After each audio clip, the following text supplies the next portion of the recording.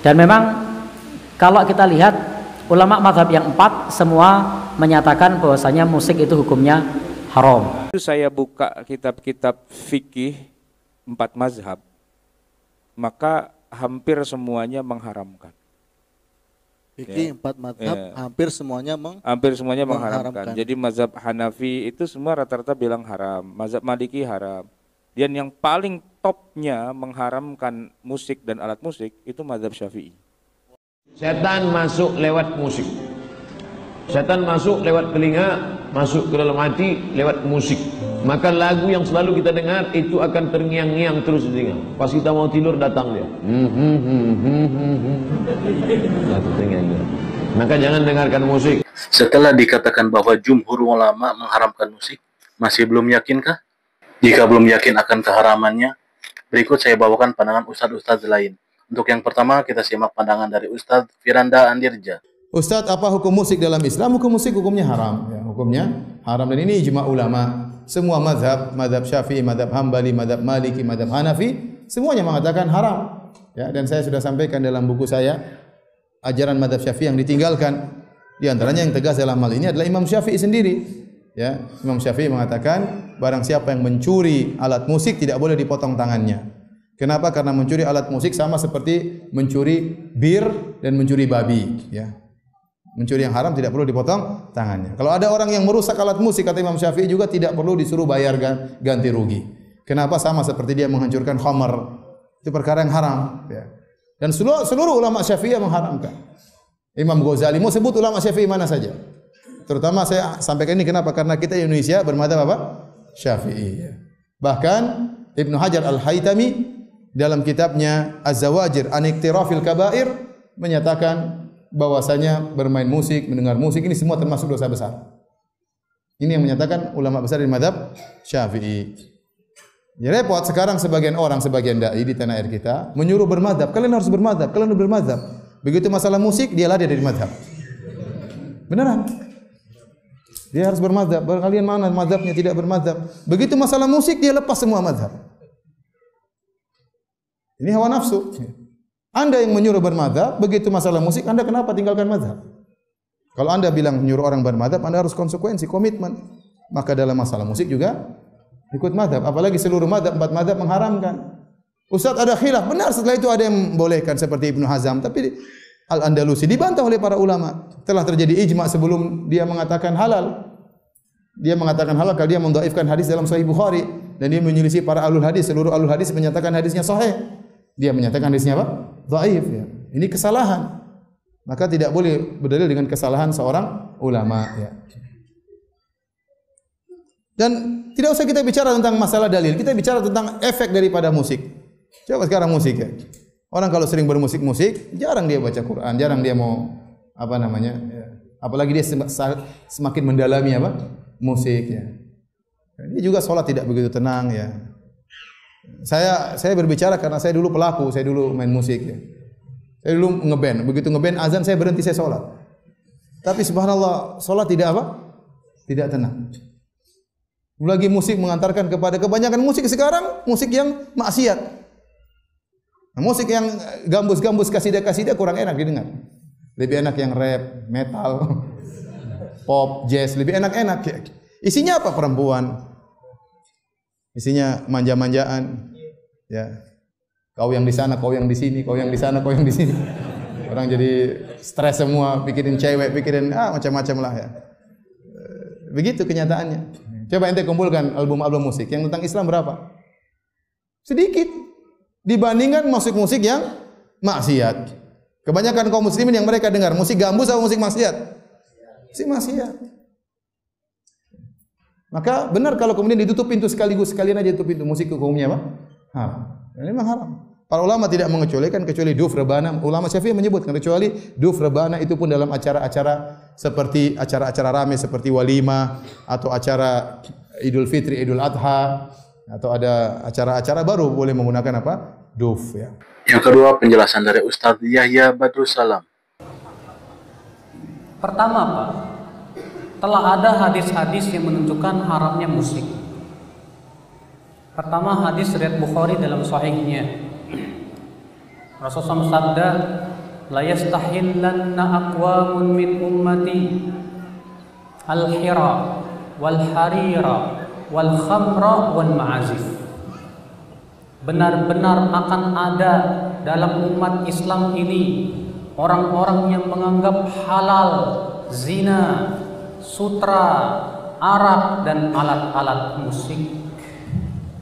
Lihat, Rasulullah mengatakan benar-benar akan ada sekelompok umat Islam ini yang menganggap halal apa itu?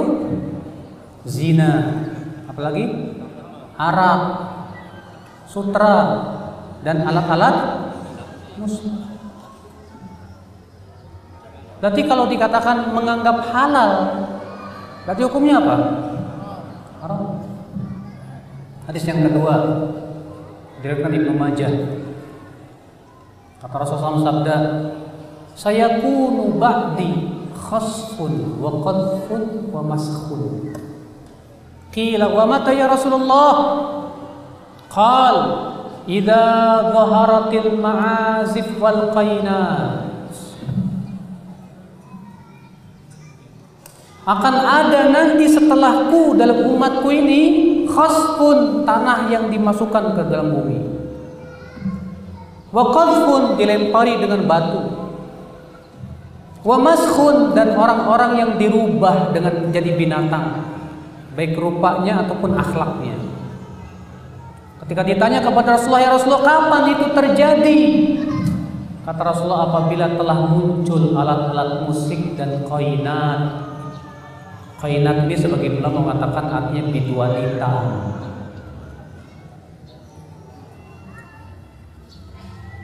Lihat, Rasulullah SAW mengabarkan demikian.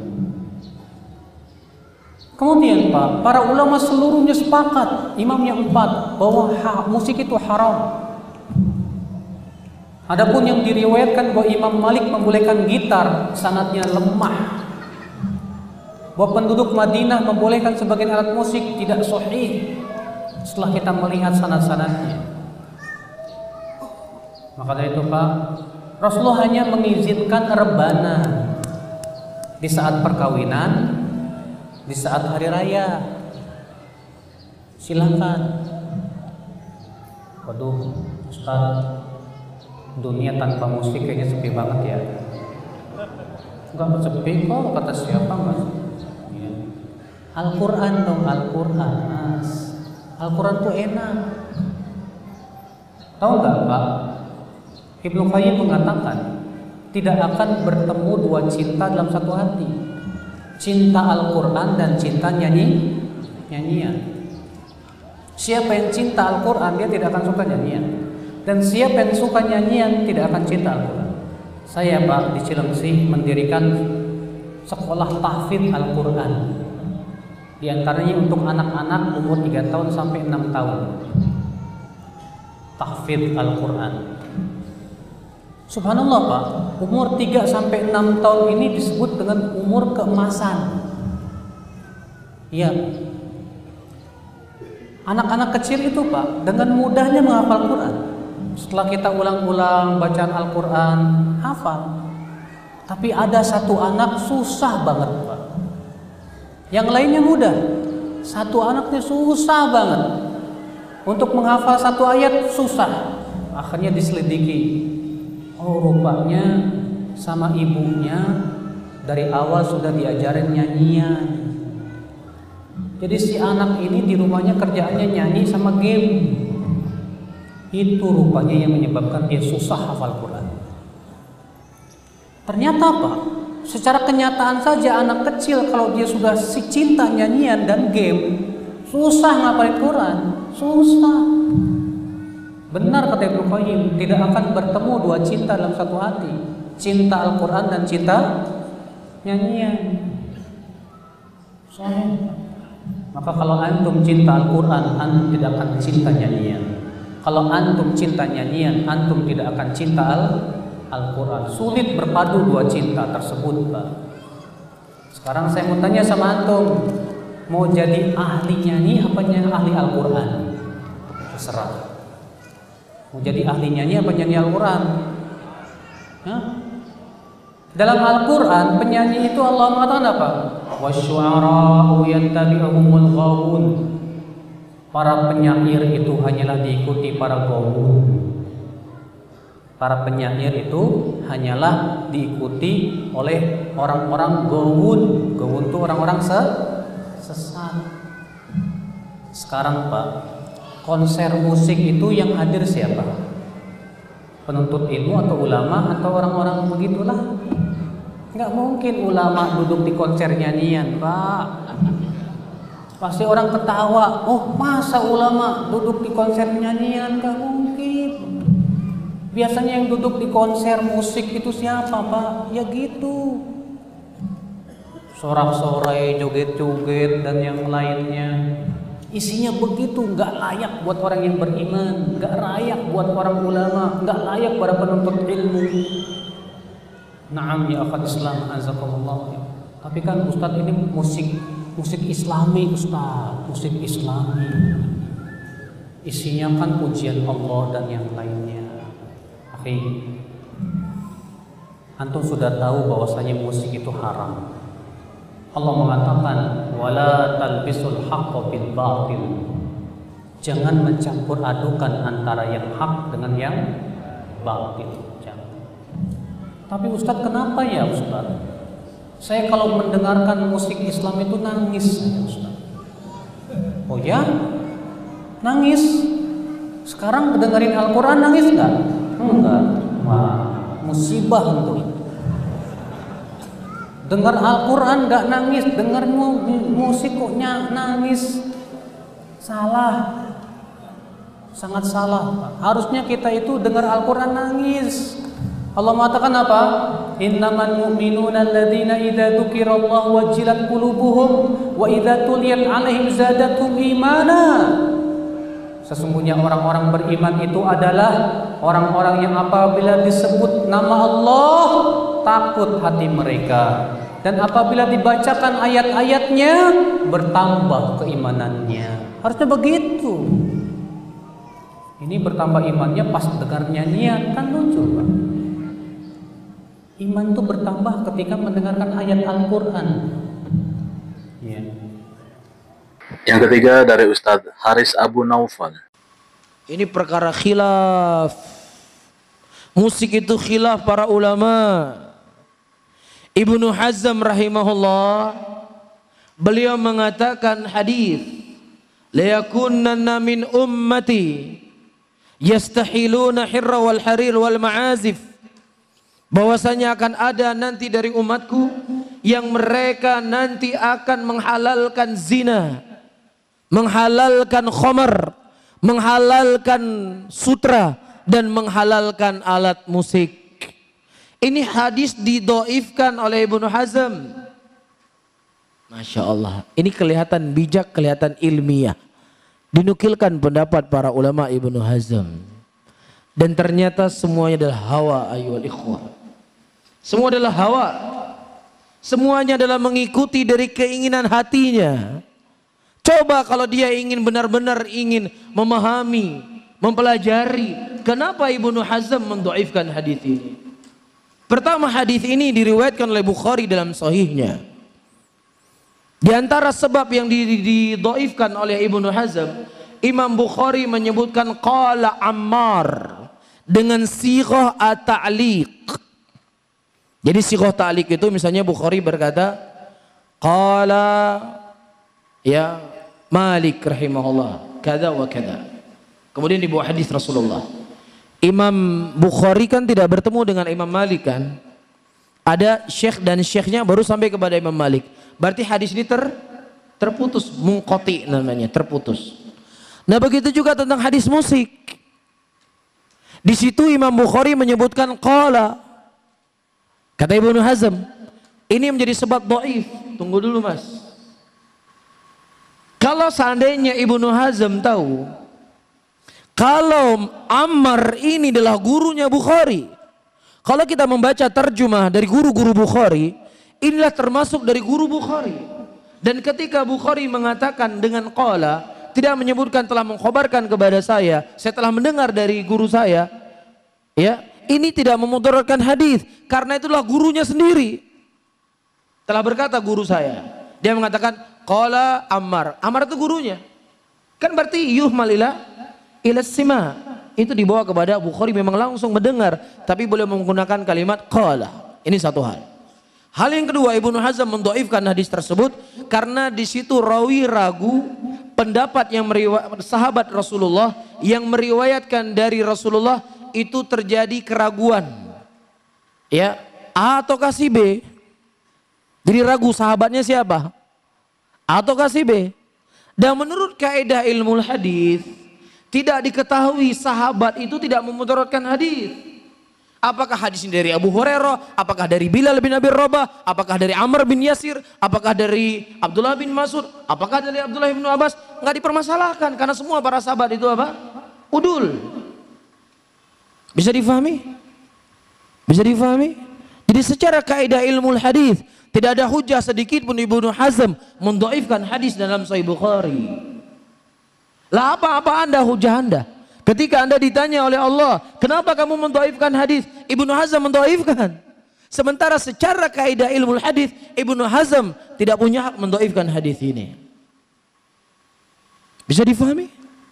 Dan kalau seandainya hadis ini dhaif, bagaimana dengan ayat tadi? Wa minan nasi may yashtari lahwal hadis. Ada di antara manusia menggunakan alat-alat musik menghalangi manusia dari jalan Allah. Bagaimana dengan hadis Rasulullah? Sayati fi akhir zaman qasafun wa qadhfun wa maskhun. Akan datang nanti di akhir zaman, kata Rasulullah, ada orang-orang yang mereka ditenggelamkan ke dalam tanah. Terjadi enggak? Ada di akhir zaman, kata Rasul, orang-orang kan ditenggelamkan ke dalam tanah. Dulu kami di Aceh, sebelum terjadi tsunami, nggak ada pikiran datang ombak laut ke daratan.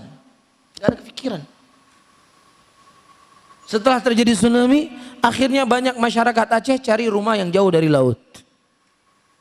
Arah yang lebih tinggi. Supaya kalau datang tsunami aman. Hari ini Allah nambahkan datang tsunami tanah. Ketika Allah sudah berkehendak, apapun akan terjadi. Wa ma nursilu bil ayati illa takhwifa. Dan tidaklah kami mengutus kepada mereka ayat, kata Allah. Ayat, tanda-tanda banyak. Jadi bukan tsunami saja yang bisa menghancurkan kita. Tanah ya menenggelamkan manusia puluhan ribu. Di Palu itu puluhan ribu yang tenggelam. Satu kampung saja 7.000 orang yang tidak melapor dianggap hilang, tenggelam. Itu satu kampung. Dan terjadi tanah manusia masuk dalam tanah 3 kampung. Puluhan ribu manusia hanyut dalam tanah. Berapa waktunya? Tidak sampai 1 menit, 38 detik. Tidak sampai 1 menit, 38 detik. Telah dikhabarkan oleh Rasulullah kejadian hari ini ribuan tahun yang lalu. Iya, khasafun wa kathfun. Orang akan diazab dengan dilempari batu. Wa maskhun, dan wajah mereka akan diubah-ubah dengan rupa-rupa yang jelek, kata Rasulullah. Kemudian para sahabat bertanya, ya Rasulullah, mata dzalik? Kapan itu akan terjadi ya Rasulullah? Nabi SAW mengatakan, idza dhaharal ma'azif wal qainayat, ketika sudah tersebar alat-alat musik dan tersebarnya biduan-biduan wanita yang bernyanyi, di situ akan datang bala dan musibah dari Allah Subhanahu wa taala. Kemudian dari Ustaz Zulkarnain bin Muhammad Sunusi. Tanya tentang musik. Ya. Apa hukumnya haram? Saya ada ceramah khusus ya dalam hal ini. Dan insyaallah taala suatu hari saya akan berikan ceramah khusus terkait dengan musik ini. Mungkin bagus untuk diulangi lagi. Yang jelas musik itu adalah hal yang diharamkan. Iya. Dari banyak ulama menafsirkan ayat wa minan nasi may yashtari lahwal hadits liyudilla an sabilillah. Di antara manusia ada yang membeli lahwal hadits, ucapan yang sia-sia. Itu dari penafsiran sejumlah dari salaf ditafsirkan sebagai musik dan alat-alat apa? Musik. Dan di dalam Sahih Al-Bukhari, Rasulullah sallallahu alaihi wasallam bersabda, "La yakunanna aqwamun yastahilluna al-hirra wal harir, ya, wal khamra wal ma'azif." Akan ada nanti satu kaum yang mereka akan menganggap halal berzina, sutra, khamar dan musik. Menganggap halal. Berarti tadinya dia adalah apa? Haram. Sebab yang disebut semua ini, zina, khamar, sutra, ini semuanya apa? Haram. Musik berarti ikut kepadanya. Jelas ya? Baik. Karena itu disebutkan dari sebab yang paling banyak membuat hati itu menjadi kaku, itu adalah musik. Iya. Keras, dia bisa membuat hati itu keras. Ya, karena itu para ulama ya sangat mendalam sekali di dalam melarang di situ. Karena hati ini diperlukan pada hari kiamat. Tidak ada yang selamat kecuali kalau hatinya apa? Selamat. Yauma la yanfa'u malu wala banun illa man atallaha biqalbin salim. Hari kiamat itu hari tidak akan bermanfaat harta dan anak-anak kecuali siapa yang datang menghadap kepada Allah dengan hati yang selamat. Ya. Selain daripada itu, seorang hamba tidak boleh menyibukkan hatinya dari Al-Quran. Jadi kalau dia kepada musik, ini bisa melalaikannya dari apa? Dari Al-Quranul Karim. Dan kita tutup dengan pandangan Ustadz Mujiman. Ini ada pertanyaan, bagaimana hukum musik menurut Muhammadiyah? Nah, jadi bagaimana hukum musik menurut Muhammadiyah? Ini sebenarnya sudah ada di HPT, Himpunan Putusan Tarjih Muhammadiyah, tentang bab alatul malahi, tentang bab alat musik. Itu sudah ada di jilid 1. Nah, di jilid 1 tentang bab alatul malahi. Jadi di bab alatul malahi, menurut Himpunan Putusan Tarjih Muhammadiyah, itu sesuai dengan tujuannya. Kalau tujuannya adalah mubah, maka hukumnya adalah mubah. Kalau kemudian di situ syairnya itu adalah haram, maka juga haram. Kalau makruh, maka juga makruh. Jadi kalau pertanyaannya tadi adalah menurut Muhammadiyah, maka sudah ada di Himpunan Putusan Tarjih. Hukumnya sesuai dengan ilahnya. Karena kalau di tarjih patokannya adalah al-hukmu yaduru ma'a illatihi. Suatu hukum itu dilihat dari sebabnya, dari ilahnya. Maka kalau itu mubah, hukumnya mubah. Kalau menjadikan haram, maka hukumnya haram. Kalau menjadikan makruh, hukumnya makruh. Itu seperti itu. Kemudian juga terkait mengenai masalah apakah hadis tentang musik itu dhaif. Nah, baik, hadis tentang larangan musik itu sahih. Jadi hadis tentang larangan musik itu sahih. Itu riwayat Imam Bukhari, itu mu'allaq ya. Itu hadisnya mu'allaq, riwayat Imam Bukhari, hadisnya itu sahih. Maka saya sampaikan, kalau saya secara pribadi itu lebih condong kepada bahwasanya musik itu haram kalau saya pribadi loh. Kenapa? Karena saya memahami zahir hadis dari lafadz yang disebutkan dalam hadis Imam Bukhari tersebut, sehingga saya cenderung kepada yang hukumnya haram. Meskipun untuk konteksnya nanti lagu atau syair itu tidak dilarang. Yang dilarang itu adalah musiknya. Yang dilarang adalah musiknya. Maka tidak mengapa kita kemudian bersyair. Dan di zaman Nabi Sallallahu Alaihi Wasallam itu yang dibolehkan adalah saat Idul Fitri, Idul Adha, kemudian saat jihad fi sabilillah, kemudian saat walimah, itu yang dibolehkan. Jadi hadisnya sahih, tetapi memang memahami hadis tersebut ada yang berpahaman kepada zahir hadisnya, teks hadis tersebut. Kemudian kalau di Muhammadiyah yang dipahami bukan zahirnya, tapi adalah ilahnya. Maka kemudian kaidah yang dipakai adalah al-hukmu yaduru ma'a illatihi, bahwasanya hukum itu berjalan sesuai dengan ilahnya, seperti itu tentang masalah musik. Dan memang kalau kita lihat ulama mazhab yang 4 semua menyatakan bahwasanya musik itu hukumnya haram. Ada enggak yang membolehkan? Ada. Siapa? Imam Ibnu Hazm. Itu menyatakan bahwasanya bolehnya musik. Maka dalam masalah ini adalah perkara yang mukhtalif, perkara yang diperselisihkan oleh para ulama untuk saat ini. Tetapi untuk saya pribadi itu memilih untuk menghindari musik, karena memang sejak dulu di pesantren kita disampaikan bahwasanya hendaknya kita menjauhi musik seperti itu. Wallahu alam bishawab.